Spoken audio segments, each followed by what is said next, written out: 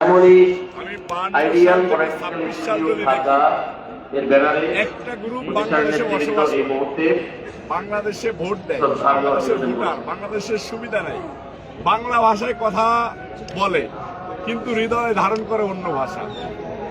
আমি আজকে সকালবেলা ঘুম থেকে উঠে অত্যন্ত ব্যথিত হয়েছি একটা কারণে, যে একটা দলের আমির সে বলতেছে আমি বিরোধী দলের নেতা, তাই এখানে আসছি। তার মানে সে হৃদয়ে ধারণ করে না বাংলা ভাষা, হৃদয়ে ধারণ করে না বাংলা ভাষা। আমাদের দেশের মানুষ প্রত্যেকবার যে তাদেরকে এটাই তার প্রমাণ।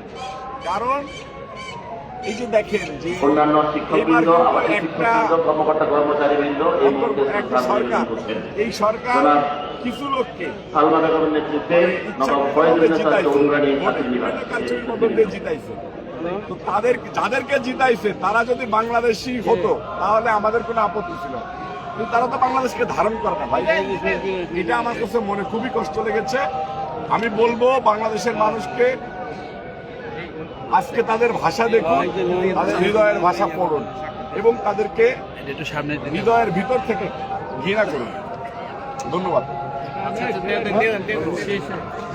ইন্টারন্যাশনাল প্রফেশনাল ট্রেনিং ইনস্টিটিউট, আপনি বলছিলেন যে ইন্টারন্যাশনাল প্রফেশনাল ট্রেনিং ইনস্টিটিউটের নেতৃবৃন্দ এই মুহূর্তে শ্রদ্ধার্ঘ নিবেদন করছে। একটা নির্বাচন হলো কিনা?